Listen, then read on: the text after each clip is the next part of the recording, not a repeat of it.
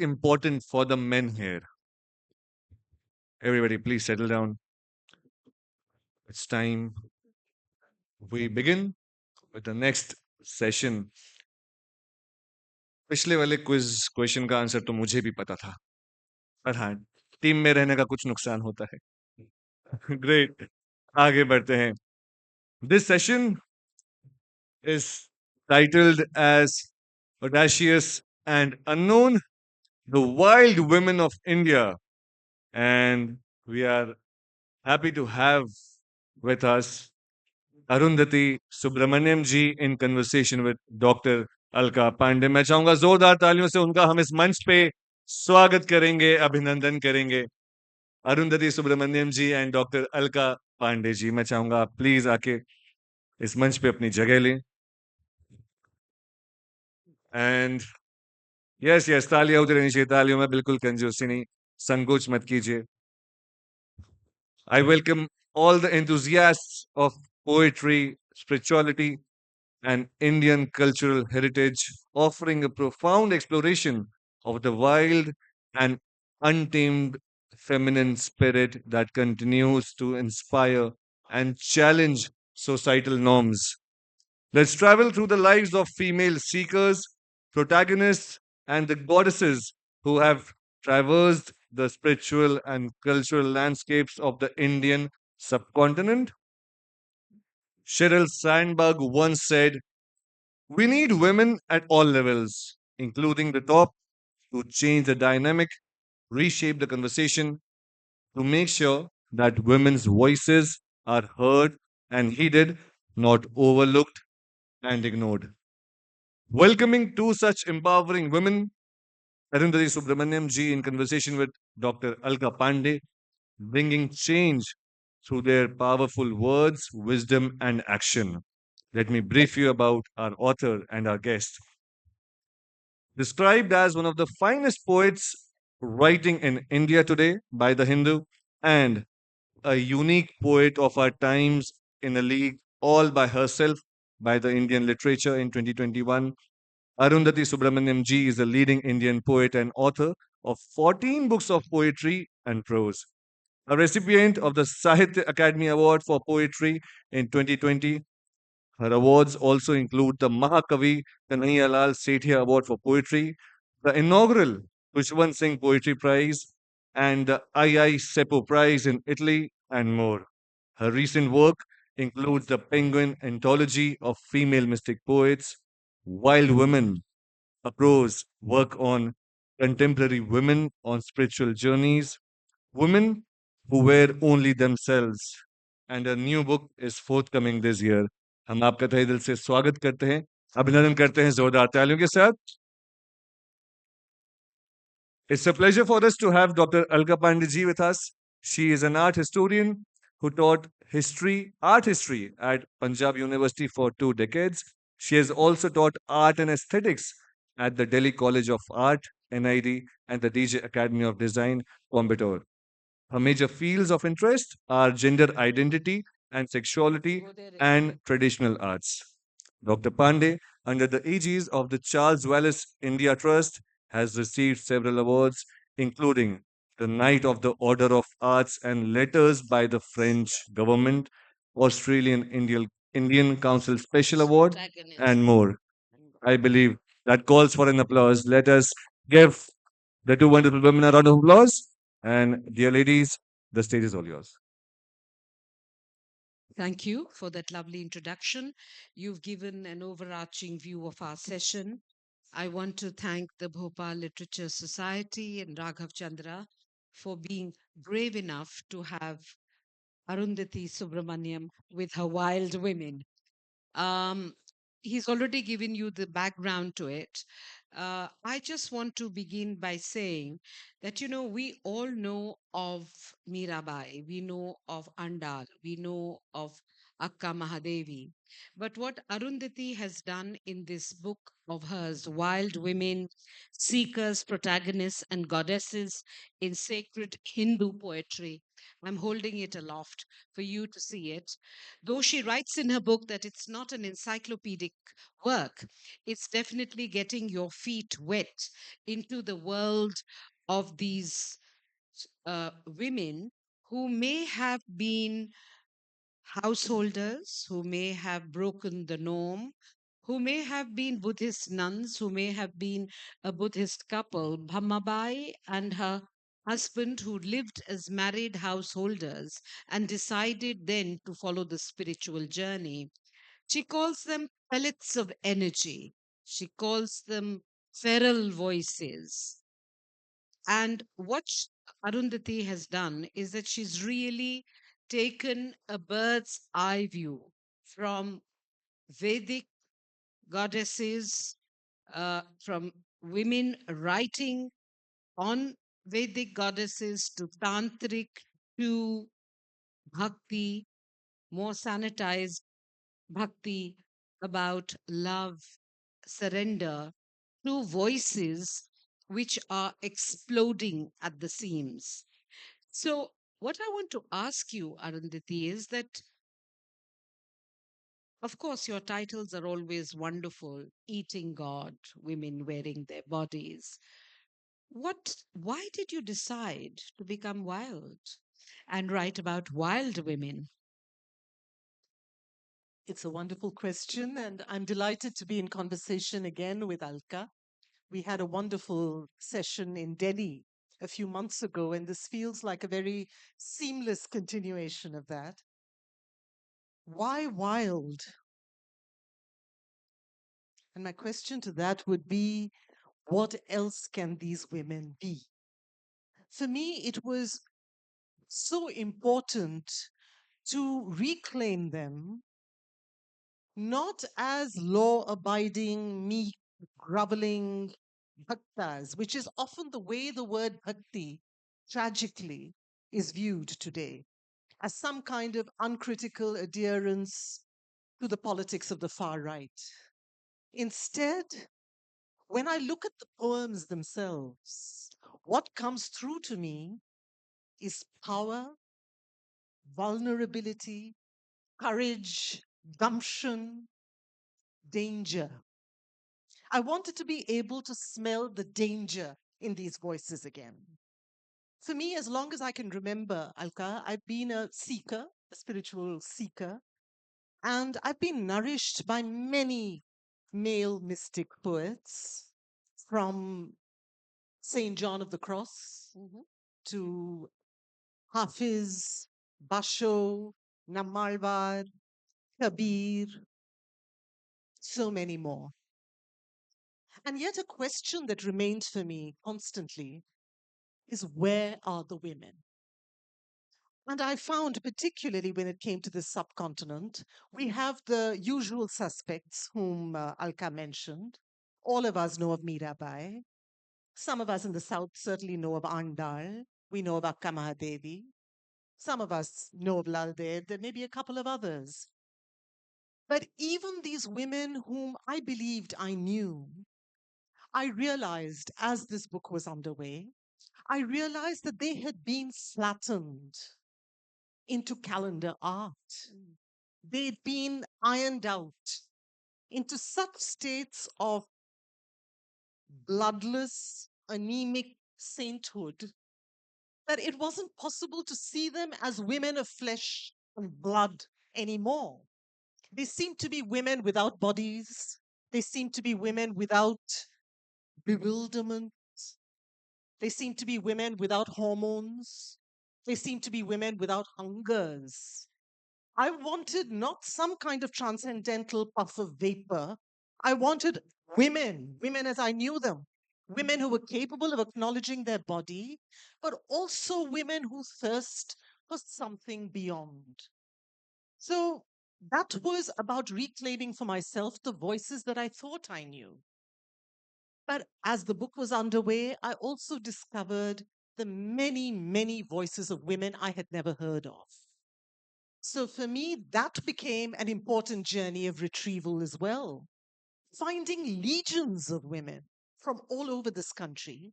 Some of them have a local following.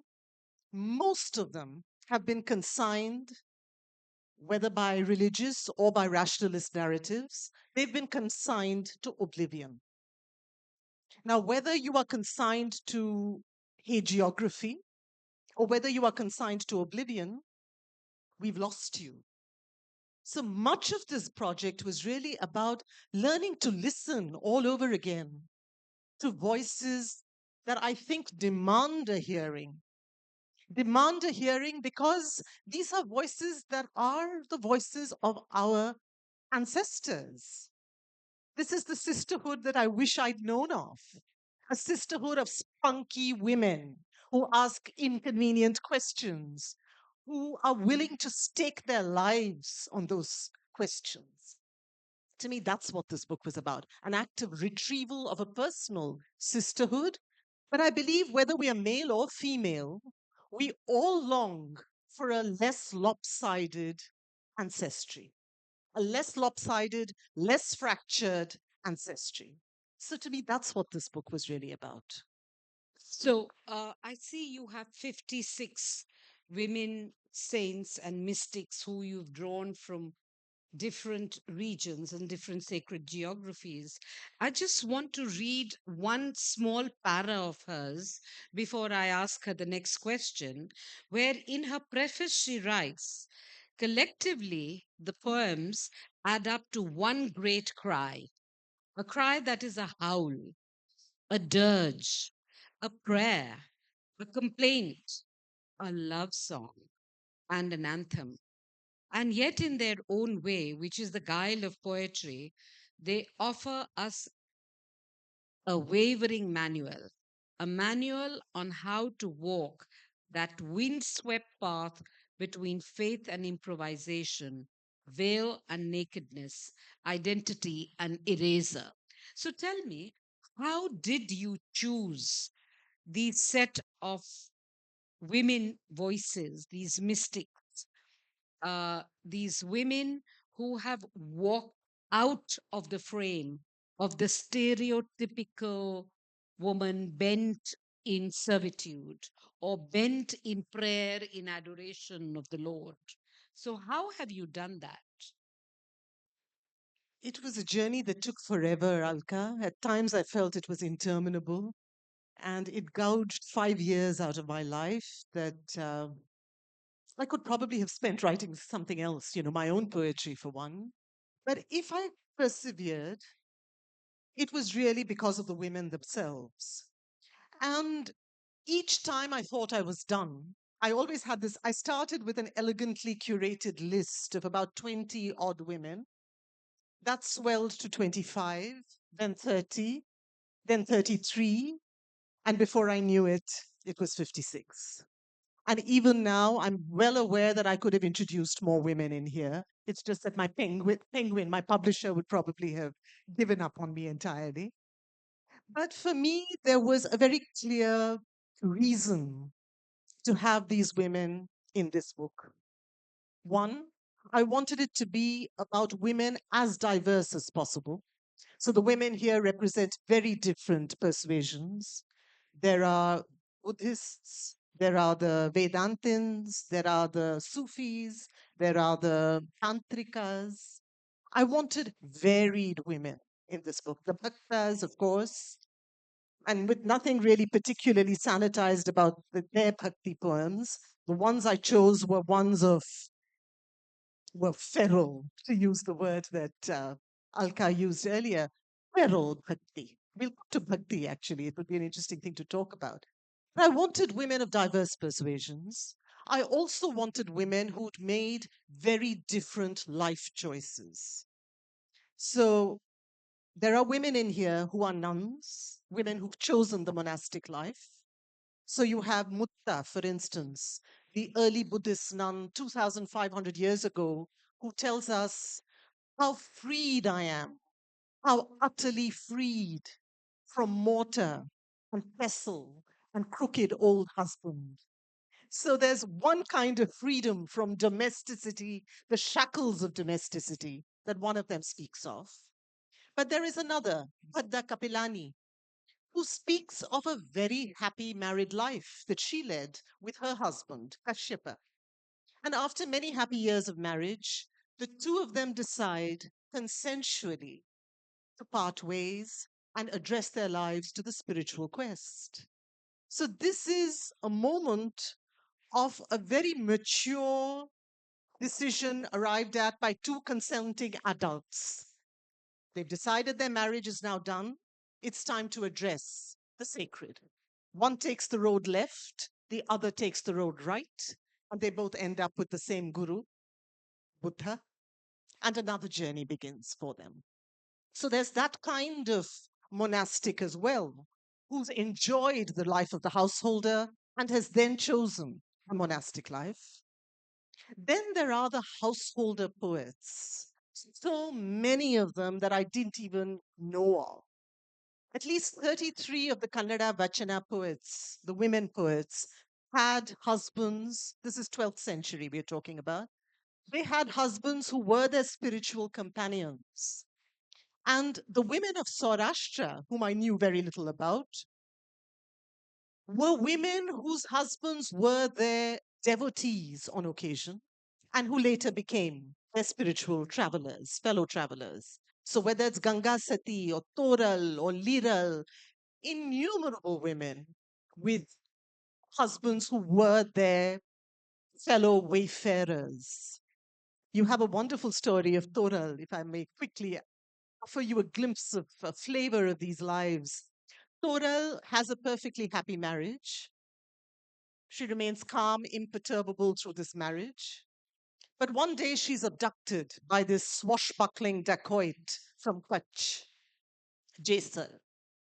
Toral remains calm, unflappable through this abduction.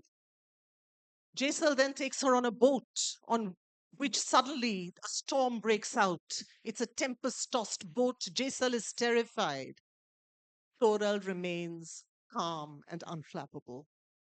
And Jaisal eventually falls at her feet and says, "Who are you?"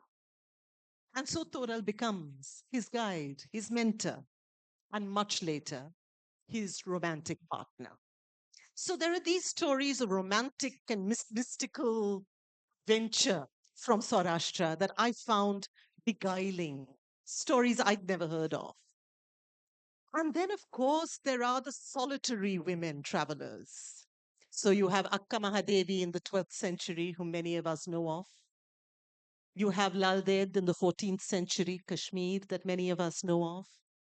And there are others, women who chose to peel off all cultural restraint, sometimes even their clothing, and then walk the streets as mendicants, looking for the meaning of life as solo travelers. And then, perhaps the most interesting to me, are the courtesan poets. Courtesan poets who are not merely immersed in the life of the body, but women who have questions, real existential questions of their own. So take the example of Amrapali. Amrapali is a figure many of us know of. Some of us have even watched the movie with the exquisite Vaijayantimala as this beautiful temple dancer, Vaishali. But the Amrapali that we encounter here in the Terigatha, the Buddhist anthology, is the aging Amrapali. And this is Amrapali looking down at her ravaged body. And she goes step by step anatomically southward. And she says, "This beautiful body is now what it is." And there's heartbreak as she says, "Yes, the Buddha, the truth teller, was right." But at the same time, there is a sense of pride at what this body once was. And that pride to me is something that I wish I had heard earlier when I'd heard the story of Amrapali. Instead, it came to me always as a morality tale. There's a woman immersed in samsara who then sees the error of her ways and turns to the path of nirvana. But instead, if you read the poem, what you hear is a woman who's embraced something more, but has done so without denying the body. Many centuries later, Sule Sankava is a prostitute poet in Kannada. And Sule Sankava tells us the men around me, they're unsurprising. If I don't give them what they want, if they paid their dues, I will be in trouble. But she says, my God is different. Because my God, she says, is Nirlajeshwara, the God without shame. This is a God whom she can share everything with. There is not a shred of doubt or guilt or shame in the way Sule Sankava can talk to her God. She doesn't have to purify herself in order to meet an immaculate Godhead. This is a God who will get his hands grimy in the business of samsara to reach her. So it's a very different God that is being breathed into the world by these women. And to me, that's what I find fascinating. Whether it's Piro in the 19th century, Punjabi woman courtesan who, from Lahore, the red light district of Lahore, who runs away from her brothel, meets her charismatic Sikh mentor, and chooses the man she wants to live with romantically and spiritually. Women who really exercised choice, women of agency. To me, it's that moment of agency in their lives that I wanted this book to document. And their poems do that. And far too often, regrettably, we hear of these women, if we hear of them at all, as victims. But the poems are not poems of victimhood. The poems are poems of self reclamation. And that to me is really what bhakti is about, Alka. You know, that's what Eating God, my earlier book, was about. It was about reframing bhakti, not seeing it just as some kind of servile adoration of a guru or a servile relationship with a god. Bhakti is about reclaiming spine. And that's what these women do. This is a commitment, a deep, fierce commitment to an inner life. And that's what these women, fiery, outspoken women, remind us of. To me, that's the reason to return to them. And that might well be the point to read you a poem. Unless, I just have another yes, question of before you course. read the poem.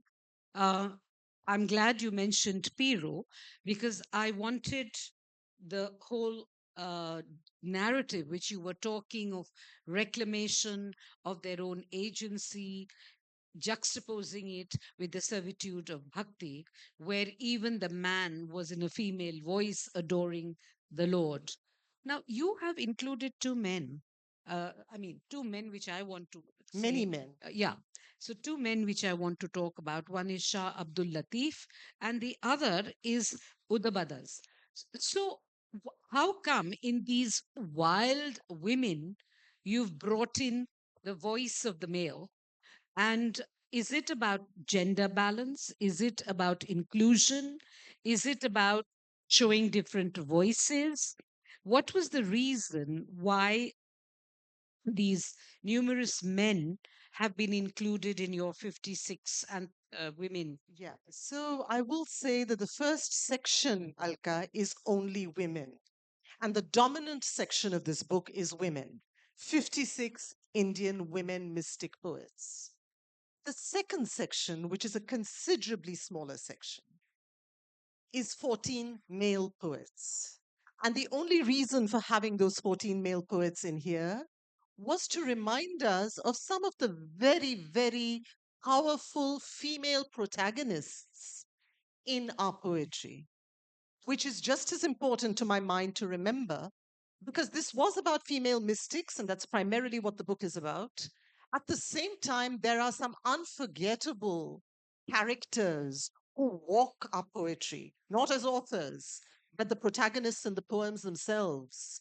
Women or heroines, if you will, who refuse to barter their freedom in exchange for social respectability. And to me, these protagonists are the reasons why Shah Abdul Latif and Kabir, Annamacharya, my favorite, Kshetraya, and many others are also in this book. We'll come to them in a moment, but I don't want to leave the women just yet. Yeah? So I'm going to take this opportunity to give you a flavor of the kind of danger that I meant. We'll start with a really sassy poem by Janabai, the 13th century Maharashtrian woman mystic, translated here by Arun Kolatkar. Here she is. She was a maid servant. You need to contextualize Janabai, maybe visualize her in the mind's eye. A maid servant in the house of a celebrated poet called Namdev, whom many of us know of. This is a woman who did the dishes.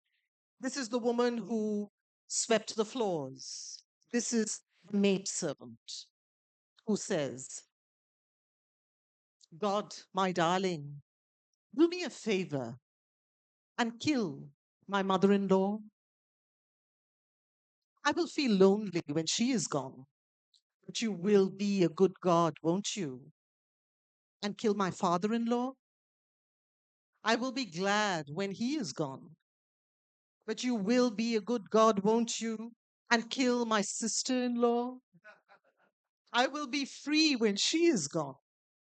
I will pick up my begging bowl and be on my way. Let them drop dead, says Jenny. Then we will be left alone, just you and I.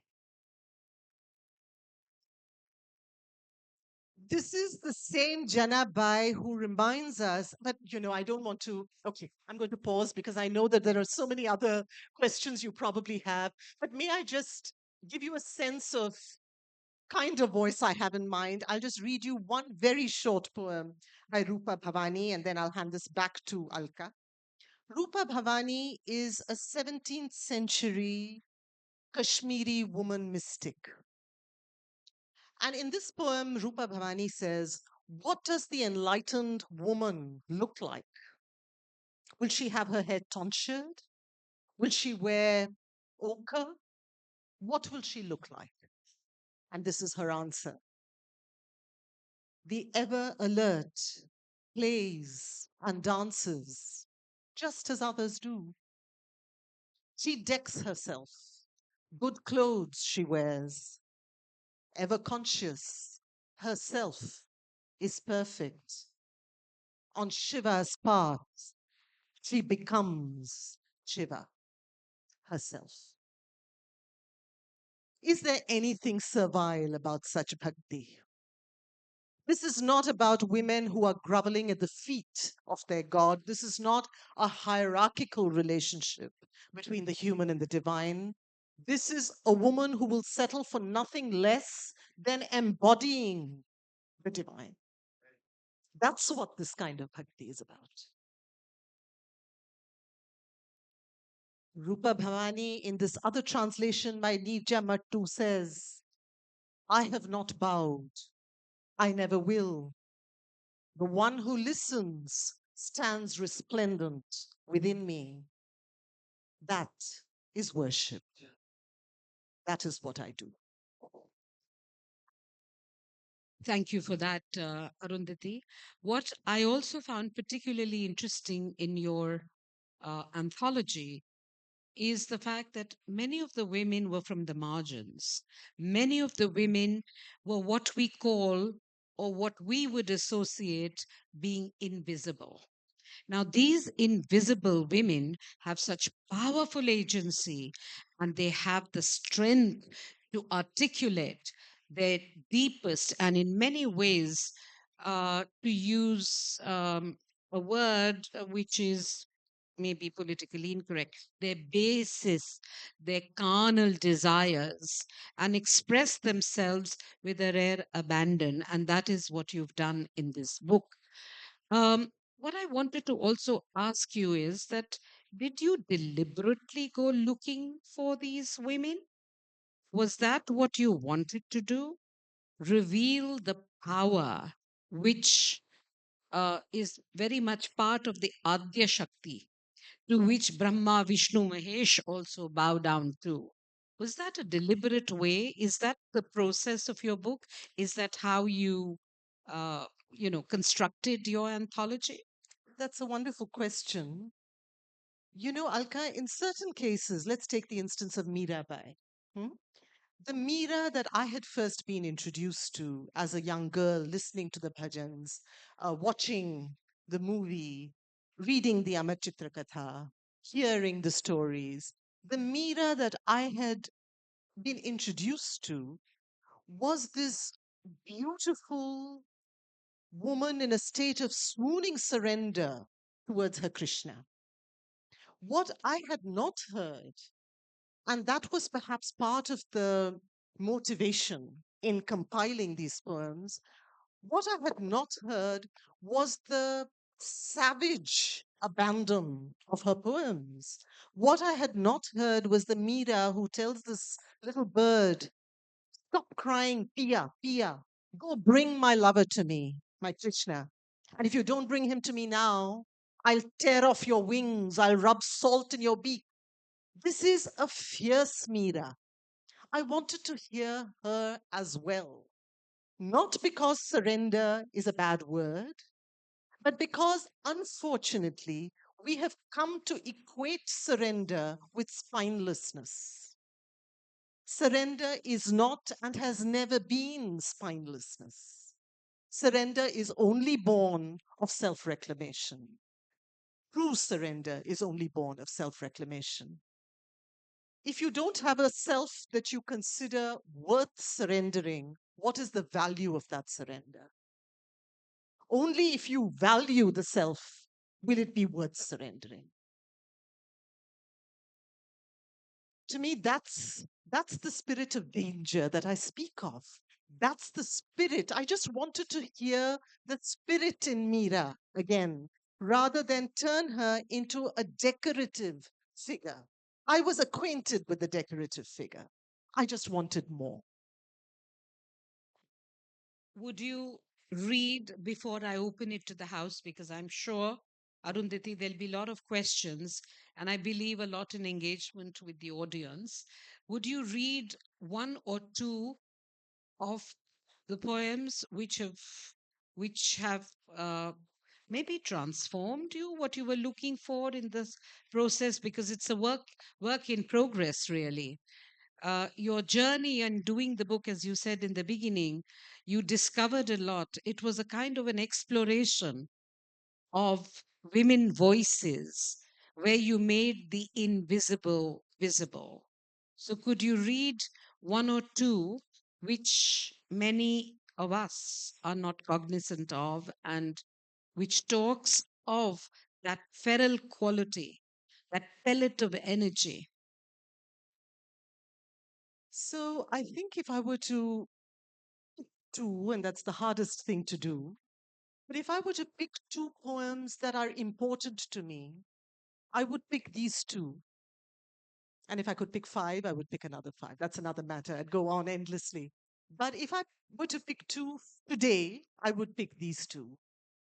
And the first is Back to Janabai for a reason.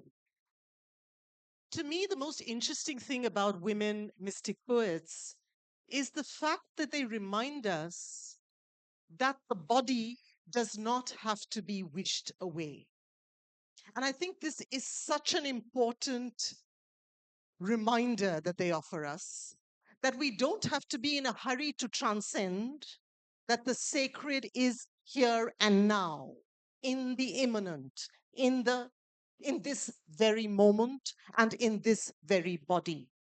Body then becomes the instrument of the divine. So whether it is the 14th century Dalit woman mystic Soirabai, who says, if menstrual blood makes me impure, tell me who wasn't born of that blood. Or whether it is the 18th century Brahmin child widow, whom I wish I had heard of. I'd never heard of her growing up, despite being a Tamilian, Shengote Avude Akkal, who asks questions about why menstruation is impure. She asks questions about ritual orthodoxy. Why is yetchel, saliva, why should that be considered impure? She says if yetchel is impure, if saliva is impure, the entire world is impure. Creation is impure. Nada, bindu, the first form, the word first sound, all of it is impure. Why had I never heard of her? Why had I never heard of any of these women? And so Janabai, translated again by Arundhathi in this poem, reminds us that her God is right here. If she's tired, he'll do the dishes. If she's even more tired, he will wash her hair. And in this poem, she says, I eat God. I drink God. I sleep on God. I buy God. I count God. I deal with God. God is here. God is there. Void is not devoid of God. God is within. God is without. And what's more, there's God to spare. That's Janaba.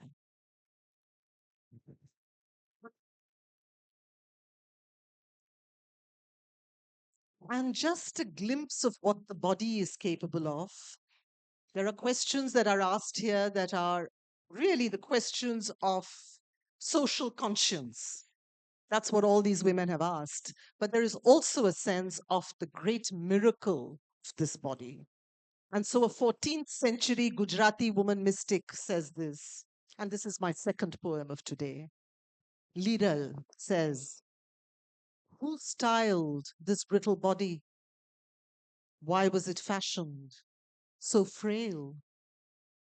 And yet, within it are the sun, the moon, and 1,000 stars. Within it are the hammer, the billow shaped the self. Within this jar are the tree, the fruits, and the reaper.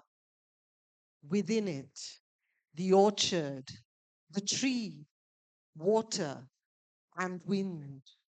Within it, the lock, the key, and the locksmith. Within it flow the Ganga and the Yamuna, says Liral. Here I have found the precious true word. That is also what this body is capable of. And to me, it is important to reclaim these voices for their spunk, but it is just as important to reclaim these voices for what they tell us or what they point to in terms of the sacred. All of these women are women in quest of the sacred, and they point to it in myriad different ways. Thank you. Thank you very much, Arundhati, for bringing the spiritual, the temporal, and the physical together so beautifully. Because within Indian philosophy, Sharira is so important. And therefore, your book, Women Wearing Their Bodies. God is made in the image of man. So, whether many people believe in Nirgun, but the main thing is the whole concept of Sharira. And that's what you do with your book. And that's what it is so beautifully encapsulated in the voice of these 56 women. We look forward to you exploring more. But I'm sure there are lots of young people in particular who would love to know about the sensuality, the fecundity, the power of these feminine voices, which not only talk of their own self, but of their sexuality, their identity, and their own sense and perception of their bodies. So, Alka, perhaps I'm the youngest one here, so I'd like to ask you. Um, Arundhati, one of the things I'm very curious about, thank you for this lovely presentation. And it's not just a presentation, it's really sharing your deepest thoughts, and it's very convincing. What I want to know is that in your exploration of these 50, 56, 56 odd women, one of the things that comes across is that, of course, self reclamation, as you very beautifully put it. But is it an exploration of what Alka has done a lot of work on that? Ardhanareshwar, that it is within one, the male. So it's almost like, um, all the feminine power gets realized if the male elements also are realized somewhere. And so it's a coming together of within and without kind of situation, male and female, and everything within this sharira, you know. One. The second is there is there any evidence in amongst these 56 of them? Not evidence is the wrong word, but is there also an exploration of a female goddess? You know, that are they all talking about a male other? Thank you, ma'am. Lovely questions, Sukrita, and I'm delighted actually that you asked them. I'm going to answer the second first because the first requires a little more time. About the second, I would just say there are three sections in this book. So there are the 56 women mystics who speak of the Sagun and the Nirgun divine. There are about 14 male poets who give us women who walk their poems with great panache, unforgettable women. And there is the third section, which is devoted to goddesses. So there is the women as seekers and the women as the sought. And the most interesting project for me was to discover goddess poems written by women, which is not very common. A lot of our goddess poems are written by men. Those, and there are beautiful ones. If there was time, I would read you some. But the women, the Garba, for instance, many of the Garba poems, the songs, are in fact composed by women. So I have a bunch of the Garba songs in which these women are letting off steam with their goddess. She's their confidant. They can tell her about their problems at home. She listens. She understands the need to sulk. She understands. So there's that kind of relationship with the mother that the women have. And there are others in that vein as well. The tantrikas, there are a couple of tantrikas who speak of the goddess, not just as a mother out there, but as the woman within, in a certain way, the powerful Shakti within. Your first question, I just want to answer by saying I grew up reading a lot of this poetry, of what I thought of as bhakti poetry, watching it in classical dance, and being really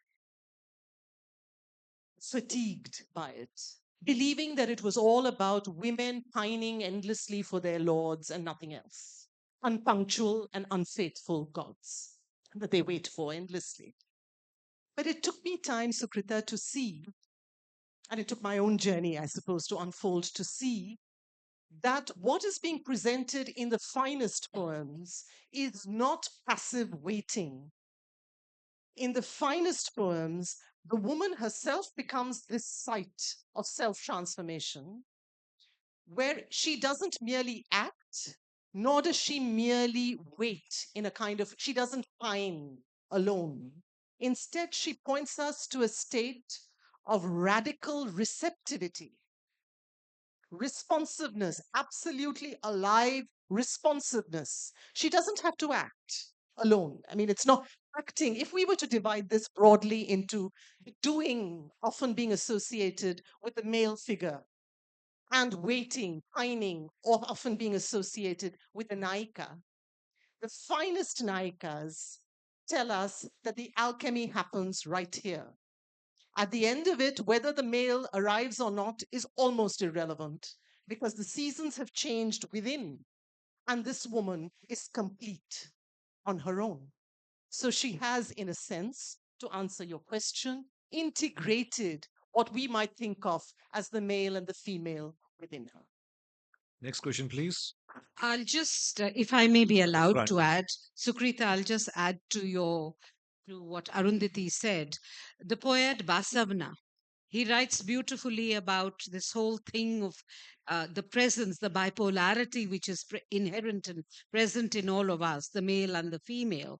Like you hear words saying, oh, that man has a very developed feminine side. So Basavna, when he's talking to his Lord, he says, one day I'm woman, one day I'm a man, one day that is the way I serve you, my Lord. So, as a man, he also is equally at home being a woman.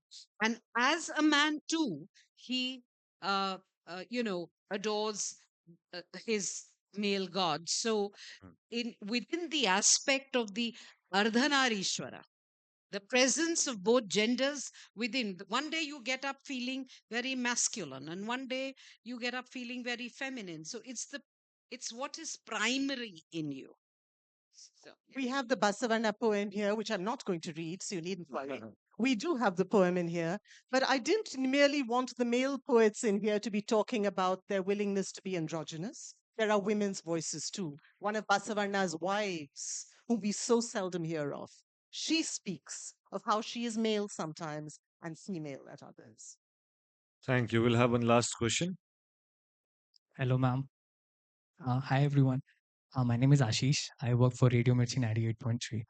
Uh, Over the years, since past last year, there is a trend on social media that men in the upcoming years are eagerly, wanting or dreaming to have a daughter in their lives. And we have seen this over so many times. I personally really want a daughter if I'll have a one in future. Uh, my question to you is, what, according to you, should be a description of an ideal woman that I might taught my daughter or my sister in the future, that this is the description of an ideal woman you should look up to, other than a mother, other than a grandmother in the society that we are actually living in right now. Thank you. Wild woman indeed. I'd say that, without offering too many, no one needs to become an ideal because that can become another source of oppression in itself. I would say to explore oneself, to be free to explore the many ways in which gender is constructed. And there are so many ways that we are just imbibing all the time. To be able to explore that, to feel free to ask questions, to be free to be vulnerable. This is just as important. It's not about thumping your chest and saying, I'm strong. It's about knowing how to bend but not break. It's about knowing how to reclaim your sense of self. Not chest thumping, not groveling, reclaiming. That's the way forward. Thank you so much. Anybody जो हमसे थोड़ा दूर बैठे हैं, पीछे बैठे हैं, अगर उनका कोई सवाल हो, तो पूछिए वरना हम आगे बढ़ेंगे. Anybody? Okay, let's move ahead then. एक बार जोरदार ताली होना चाहिए अरुंधति जी के लिए. Quick question, please.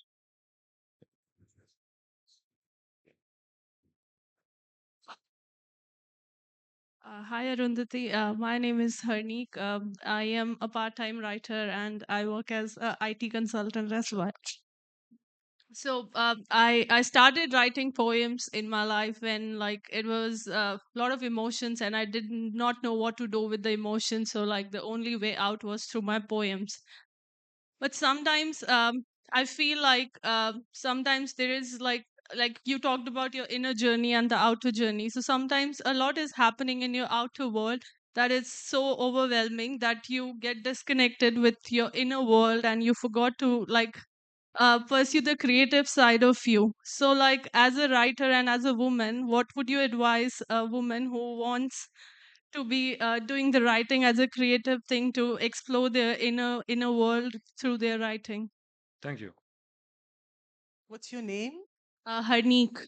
Harneek? Yep. So I would just say, you know what you need to do.